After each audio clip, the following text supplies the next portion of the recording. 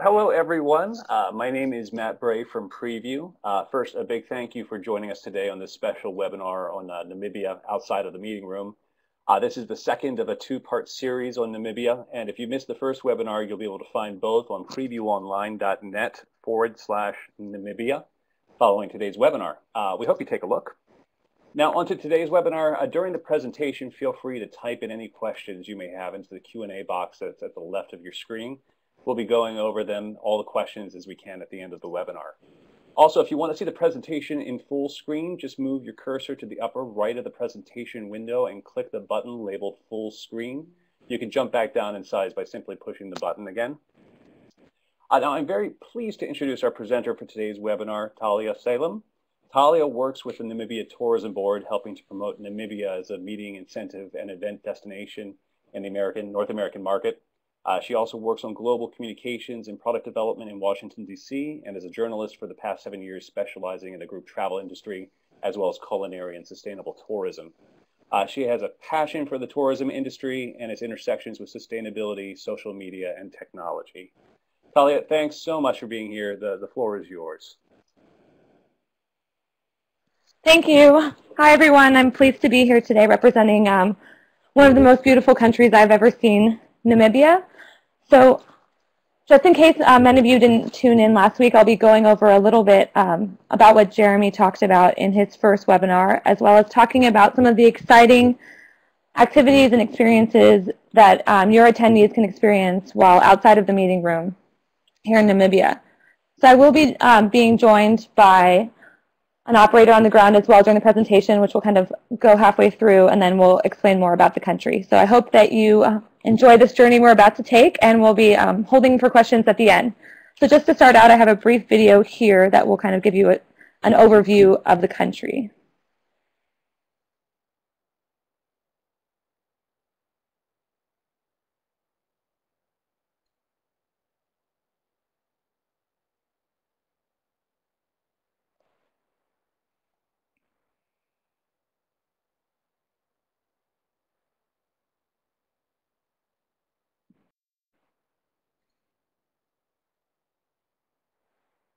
I apologize, there's a slight delay on the video, but we'll be sharing this presentation afterwards if you care to see it again.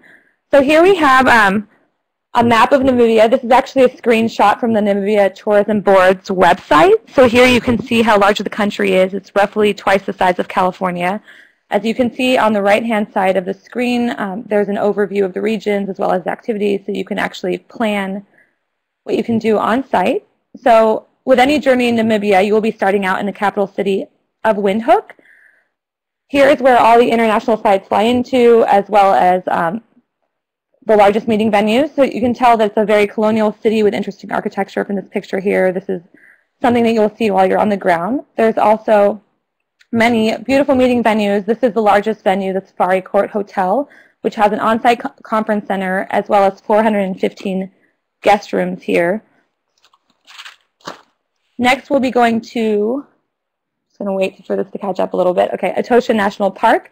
This is the country's largest attraction. It is home to many of the wildlife in the country, as you can tell from the animals and the elephant that's pictured here. This is where most people go for game drives, and this is also a top destination for interesting scenery, as well as cultural attractions like the Bushman Cultural Village. While you can't stay inside the beautiful park itself, there are many luxury camps right outside the park, which would make a nice addition to a meeting in Windhoek or an incentive trip. Next, we'll be going to the coast, to Swakopmund and the Skeleton Coast. Swakopmund is a beautiful colonial city as well, as you can tell by the architecture. Here, there's beautiful coastline.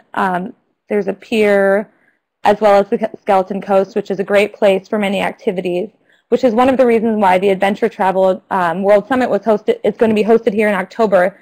This area will be playing host to 700 of the big industry leaders in the adventure travel industry, which is just another indication of why Namibia is a great place for meetings and events. We'll be traveling south to Sossusvlei and the Namib National Park. So this area is the second largest and most visited attraction in Namibia, and as you can tell from this picture, it's also one of the most photographed areas. This first picture is nicknamed Dead Vlei for the dead trees, and also for the sand dunes that you can see here. The dunes are actually very rippled like this. It was caused by a river flowing through many years ago, so it causes the star shapes on the dunes, which make it a very interesting attraction, unlike anywhere else on Earth.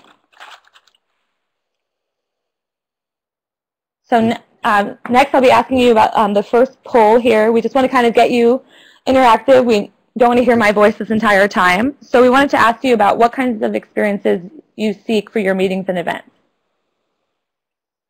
If you could please answer this question.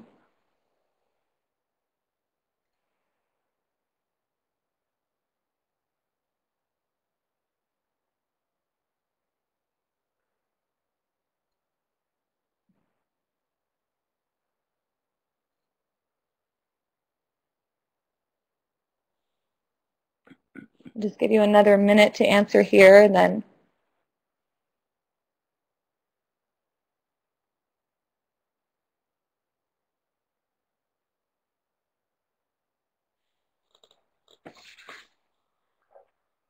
okay, there's still a few more responses, so we're eager to hear from you.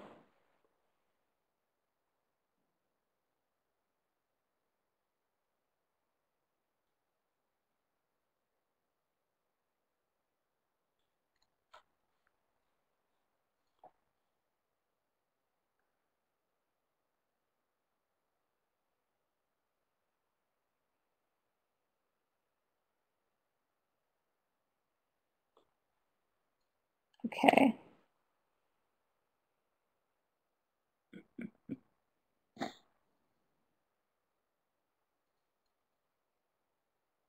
So as the answers trickle in, it looks like a lot of you are seeking team building activities, outdoor adventure, some R&R, and some spa. 80% of you are seeking cultural encounters, which is great because we're going to be covering all those types of things today in the webinar, so you'll be able to get an idea of what Namibia can offer for your attendees to make your meeting a memorable one. So to talk about some exclusive experiences, we have asked Pauline from Abenteuer, Africa, to discuss what she can offer for groups. We've selected her today because she's worked with many international groups. Her company's been in Namibia for 20 years. They know the country very well, and they've customized many experiences for groups. So I'll let Pauline take it away, and she can share with you some of her experiences. Good afternoon, everyone, and thank you for attending. As Talia said, my name is Pauline. The surname is Tonnemacher, and I'm from Abenteuer Afrika Safari. And as she said, we've been doing incentives for over 20 years. We're based in Swakopmund, which we consider the playground of Namibia.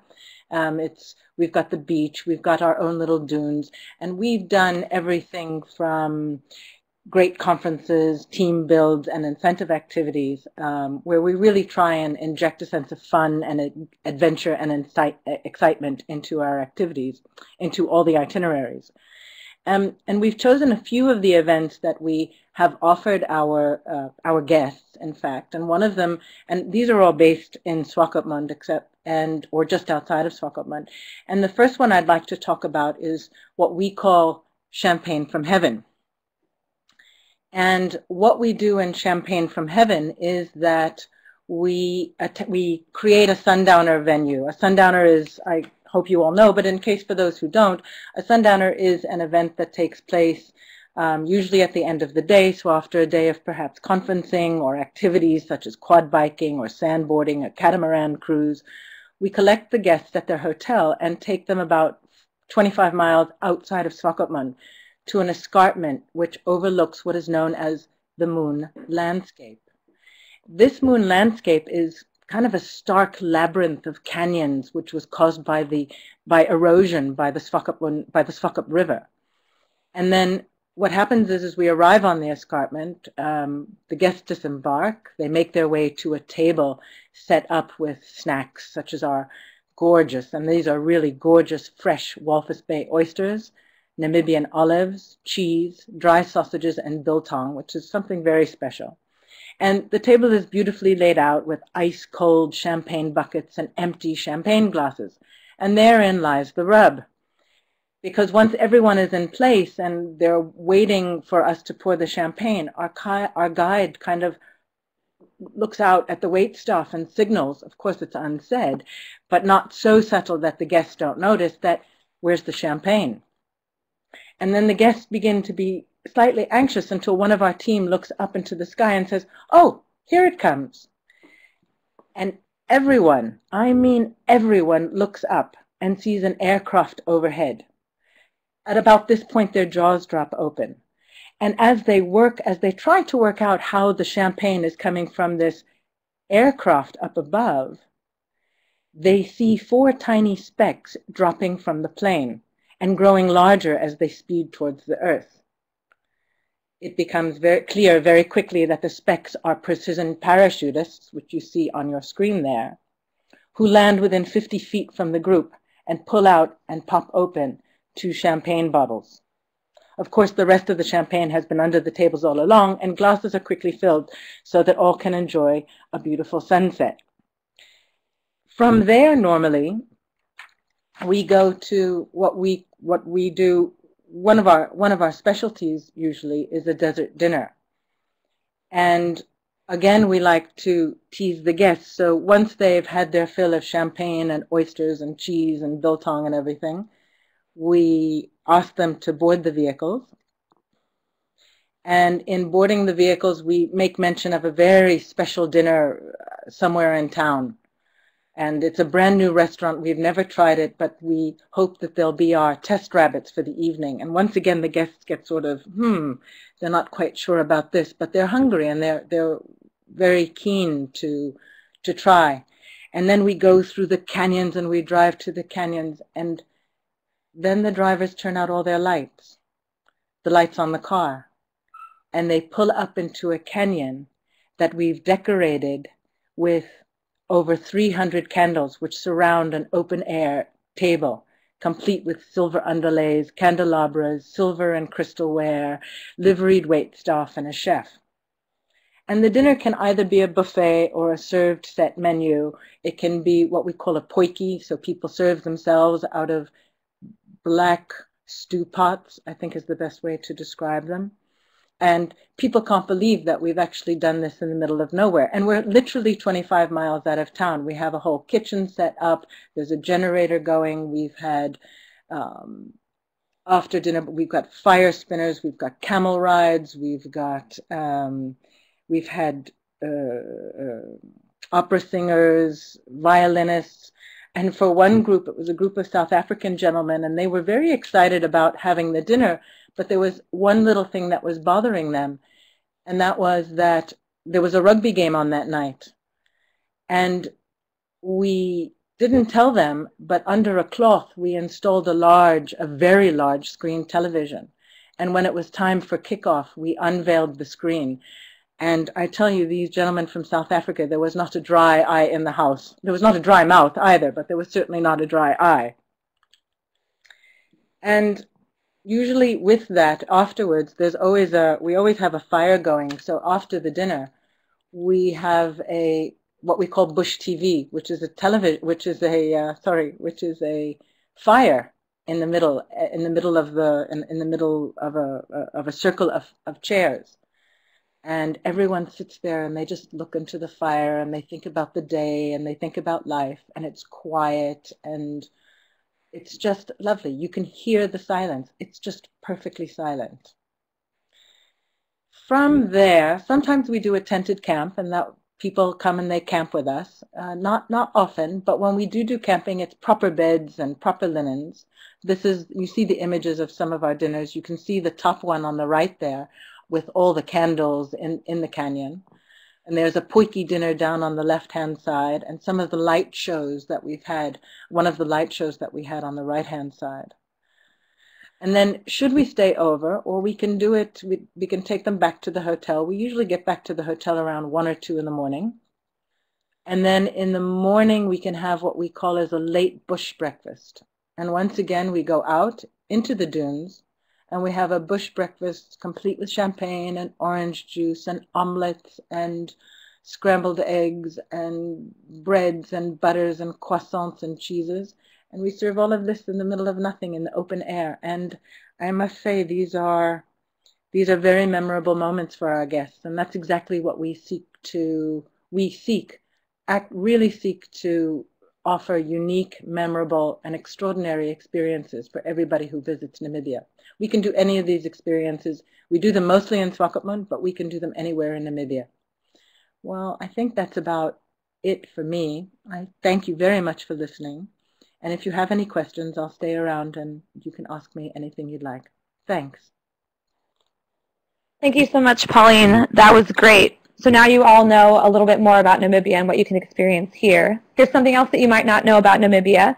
Namibia is home to the oldest desert in the world, the Namib Desert. It's also home to the only desert-adapted elephants in the world. As you can see by this picture here, the elephants here have larger feet than you might have seen, so it's just kind of another fun fact about Namibia, and you'll be discovering more things like this when you come to the country. There's just so much to learn and experience. So next we'll be talking about getting outside. One of the beautiful things about Namibia is even though it's twice the size of California, it's very sparsely populated. It's actually one of the least populated countries in the entire world. So this is something that's very refreshing for us Westerners. We really feel like we're, out in a different country in the middle of nowhere. And especially for meeting attendees, that gives you the sense of really getting back, focusing on what you need to focus on, or giving you the sense of an incentive. So this is something that Namibia has an advantage of over other countries. Something that we touched on in the previous webinar that I'd like to mention here is that 42% of Namibia is actually under conservation management. It's an integral part of the country's constitution, which also makes the outdoor spaces shine even more. So to take advantage of these outdoor spaces, there's a lot of different adventure activities, which was one of the reasons why the Adventure Travel World Summit will be hosted here in October. I'd like to just go over a few of the activities here. The first one that I'd like to share with you is sandboarding. Namibia has become quite famous for sandboarding. This is a fun activity typically done along the Skeleton Coast. Many people of different fitness levels can do that, which is great for attendees because a lot of people have different fitness levels. You have to work with that with different groups, and I'm sure you know that as planners. Next, we'll talk about private cruises. As I mentioned earlier, Namibia is along the Atlantic coast. There's many beautiful spots for private cruises in the north as well as in the south. You could do a sunset cruise, or you could do a dolphin or seal watching cruise. Either way, your attendees will be able to gather together and bond over the beautiful scenery and spending time together. Next, there's also ATVs or quad biking. You can do this as well along the sand dunes. It's a very popular activity. Many outfitters will recommend this. It's also a great idea for team building if you want to make it into like a geocaching race or something like that you can do with ATVs. It's also an activity that people of any fitness level can do. So if you have a mixed group of attendees, this will be an ideal activity for them. Next, you can go on excursions. There's a lot of beautiful terrain in Namibia.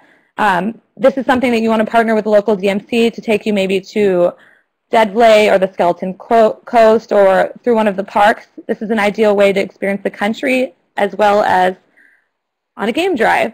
Game drives are one of the things that Namibia is known for. As I mentioned with the conservation protection, Namibia has a very flourishing local wildlife populations. You'll see giraffes.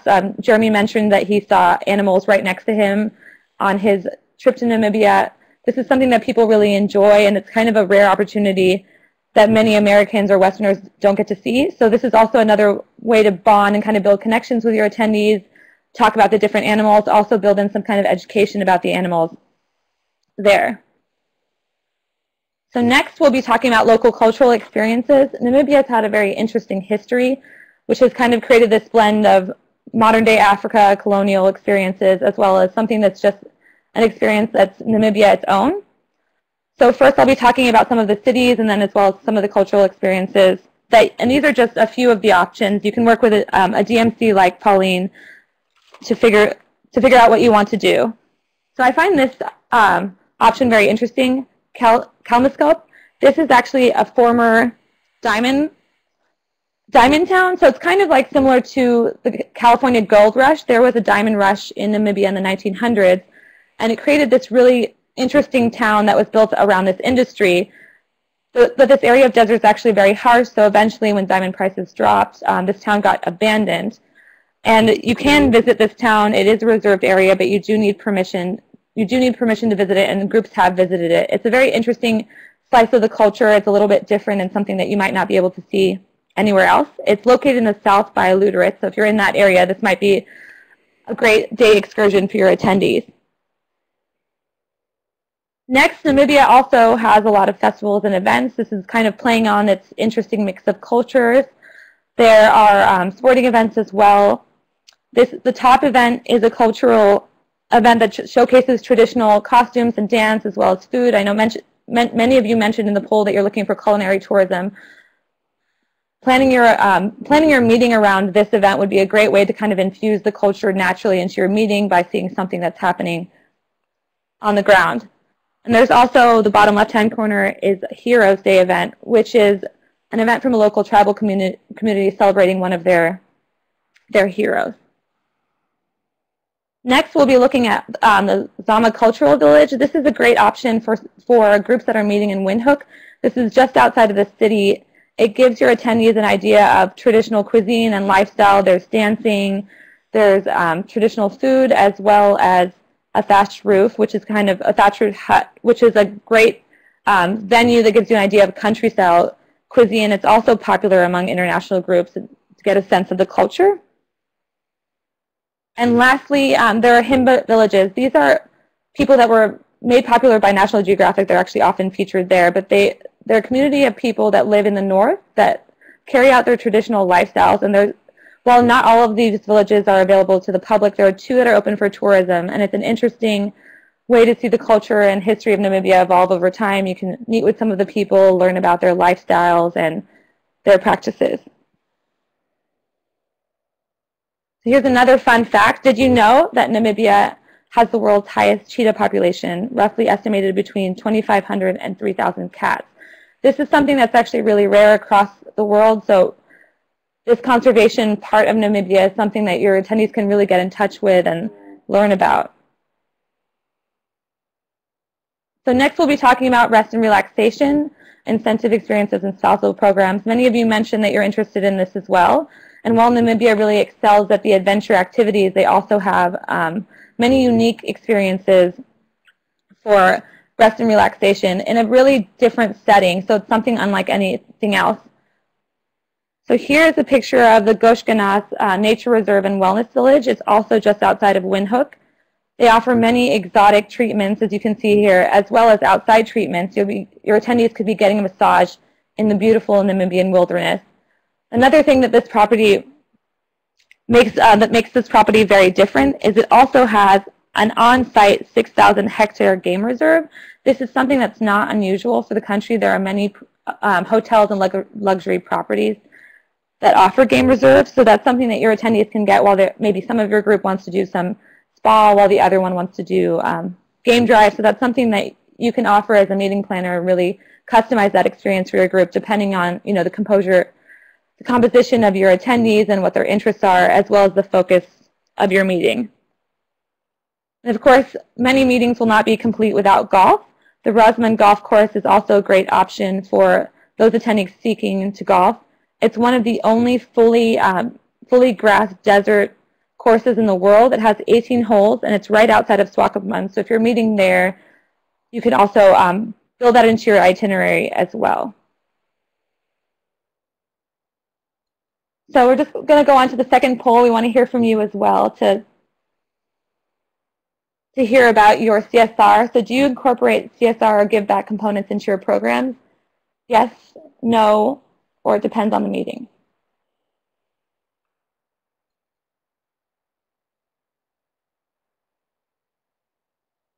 So I'm just going to give you another minute to vote here.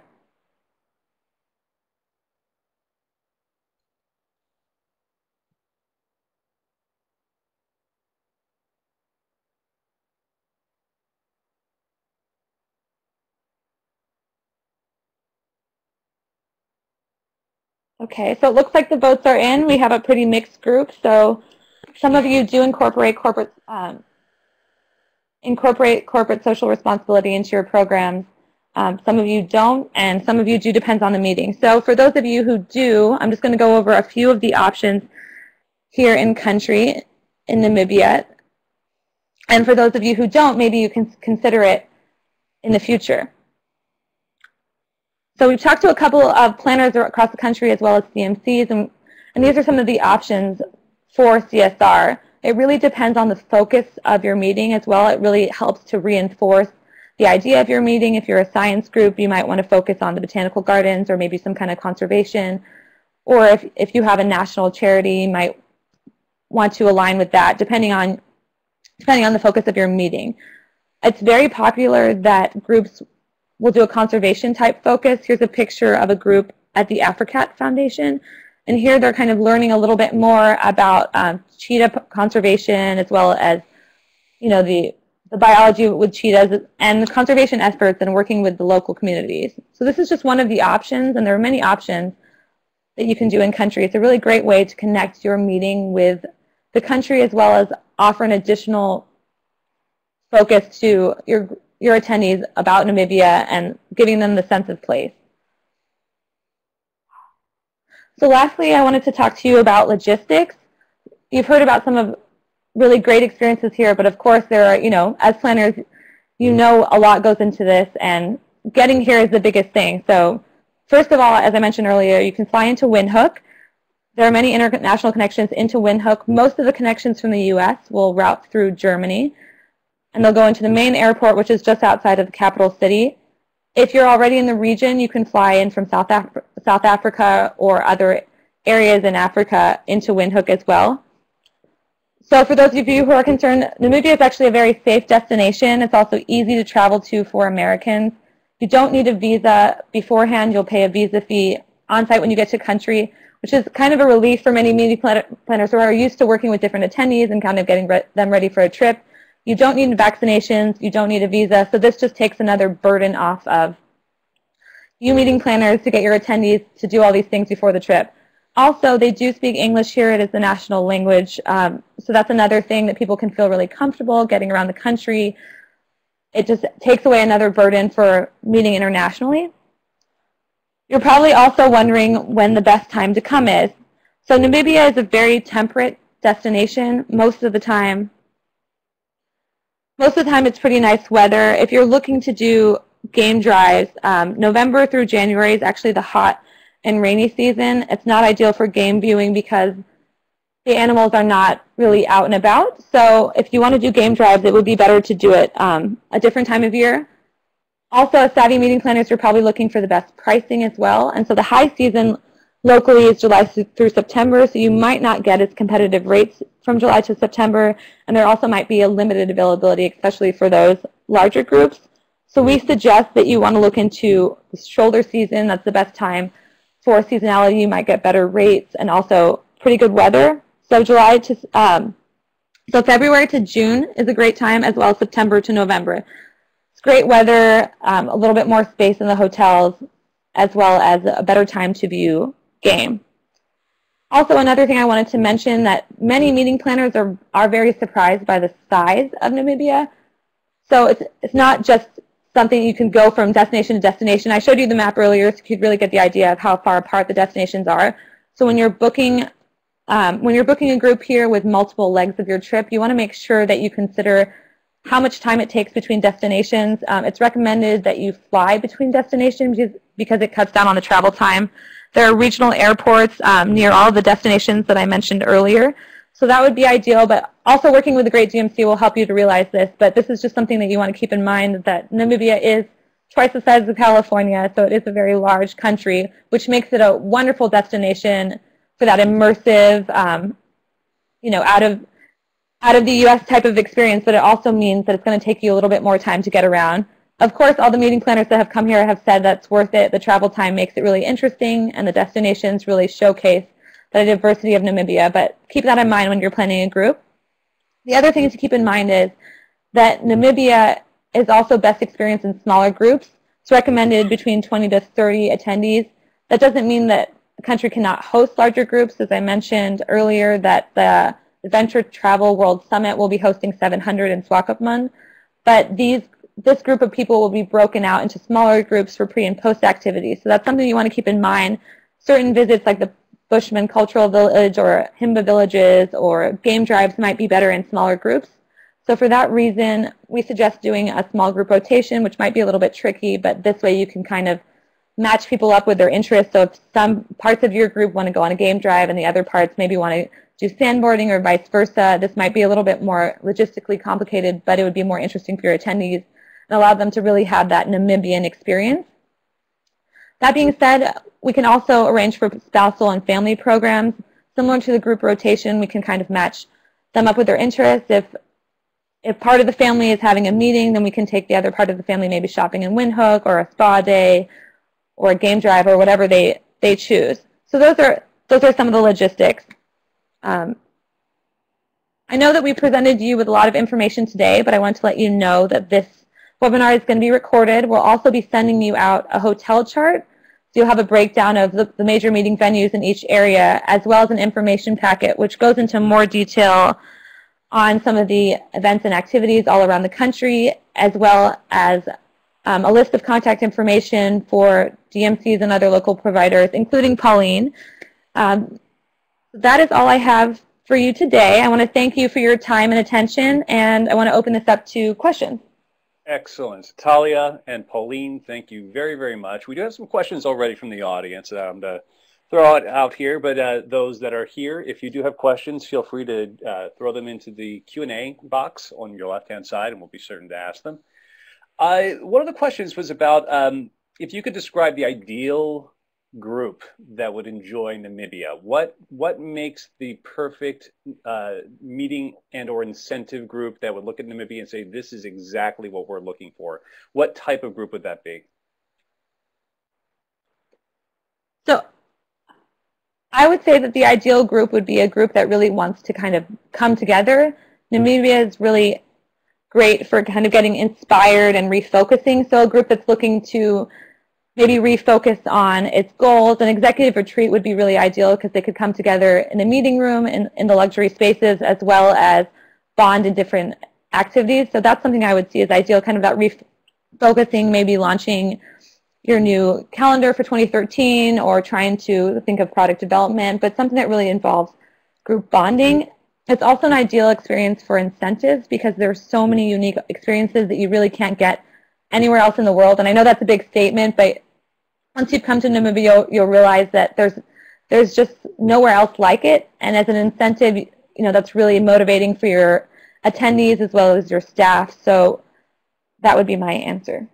If I could just add to Talia's response, I would also say that I would suggest that Namibia is a destination for people who are really open to new experiences, new, unusual experiences. Namibia has vast, wide open horizons. There's a silence so loud that you can hear your own thoughts.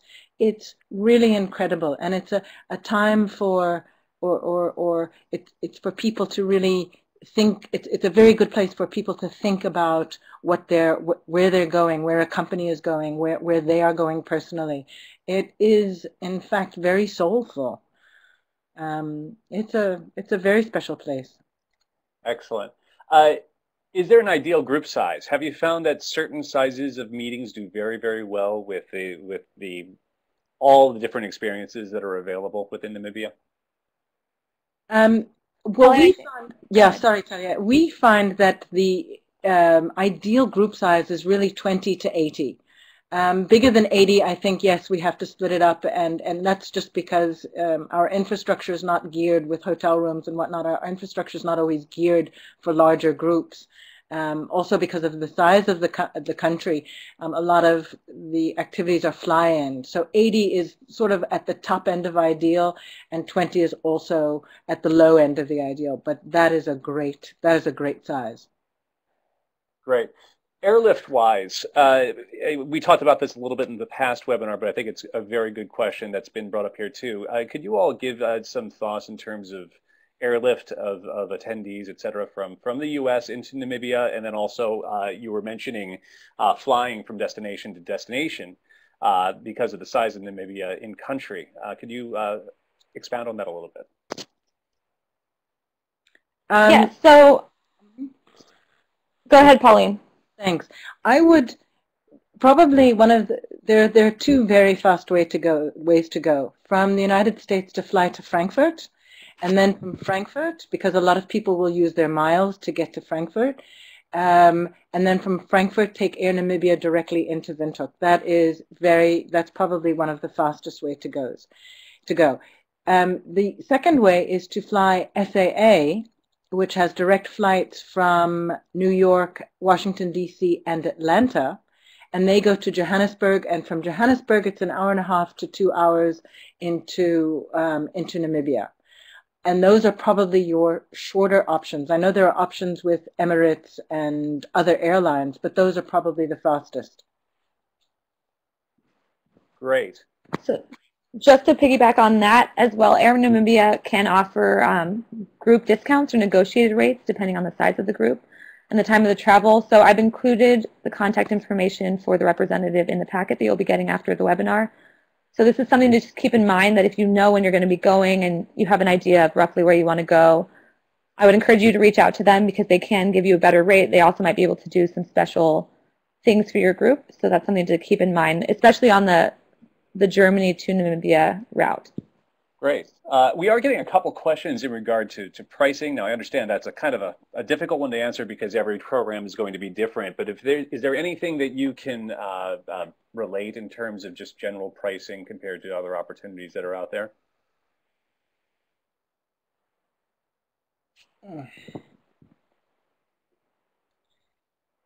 I think that it's very hard to. It always depends on.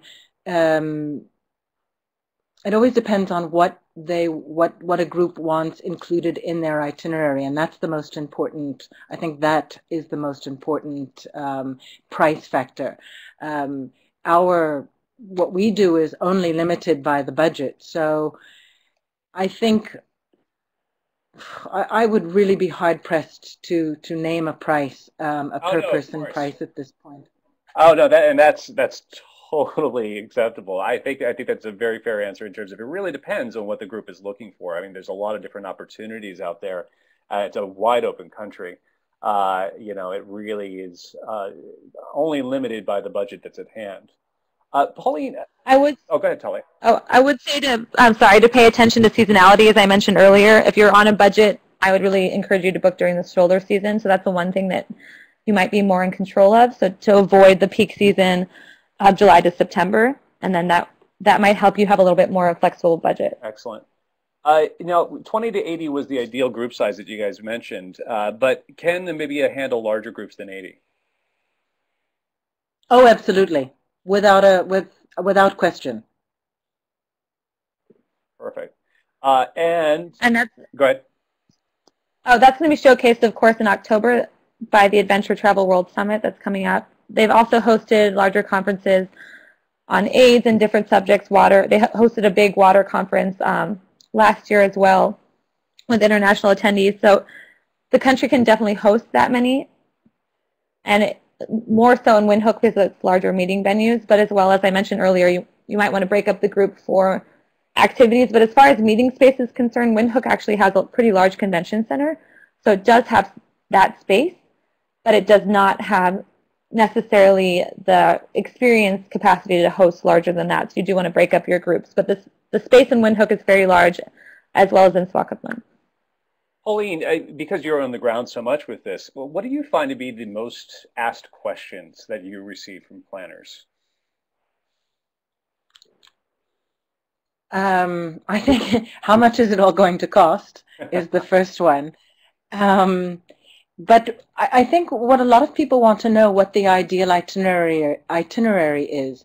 They want to, if they come to Namibia, it's a long destination. It's a long way to come to a destination, and they want to know what should I not miss. And of course, that's always dependent upon what the group's interests are or what the individual's interests are. But those are the two most frequently asked questions. That's perfect. And lastly, I know we touched on this briefly during the presentation, but safety, is always a concern for group travel. Could you guys talk a little bit more on safety in Namibia? May I answer this first, Talia? Yeah. Of course. Thank you. I can honestly say that Namibians in general, but particularly the Namibian police, hold no, they have no tolerance for thuggery in Namibia. It is an extremely safe destination. If you are stopped on the side of the road, no Namibian will pass your car or you and not ask you, are you all right? Is everything okay? Can we help? Namibia is really one of the safest places I've ever lived in Africa, and I've been in Africa for some 25 years. It is, you know, in Swakopmund, everybody knows everyone else. It is really a very safe destination. You normally closes quite early, about Swakopmund at least closes at about 12 o'clock, and you know, everyone goes home. But there's never any hooliganism or any problems like that. So it's a very safe destination. I'd just like to add that our colleague Natasha Martin, who spoke in the last webinar, mentioned that she goes running at night, and that's something that really to her indicates how safe Namibia is. She lives in country and she feels really safe there, so as a foreigner she doesn't feel uneasy. So that's something that really planners can kind of take to heart, because if you go running at night, I wouldn't go running in most cities. I live in the US, so that's something to keep in mind. Terrific. Pauline, Talia, we really appreciate your time today. We, of course, learned a lot about Namibia and the experiences that are available. To our guests, thank you so much for participating today. Both webinars will be available on previewonline.net/Namibia for you to enjoy in the future. And please, you know, consider the destination as you're looking to your bookings for the years to come. We do appreciate your time, and we look forward to seeing you on future webinars. Again, thank you, Talia. Thank you, Pauline. And we will see you all shortly. Thank you, Matt.